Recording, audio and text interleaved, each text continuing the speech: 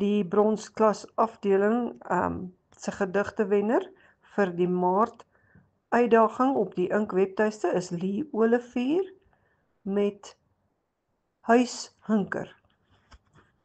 Ek is siek van verlange. Ek wil huis toe gaan.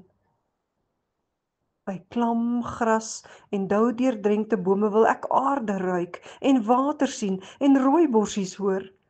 Ek wil huis toe gaan, waar reuse klippe eeue lank oor heuwels stuur en skouers skuur met kathedrale, waar ek van oertyd af weet my siel behoort, waar dit koel is, waar die lug soos groen gras proe en die wind na see en tyd reik, waar in Augustus my geboortedag met sterrereën herdenk word en April se goudgeel afgodille my smorens buigend groet.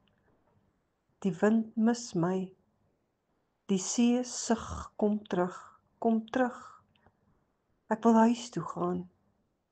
Ek is siek van verlange.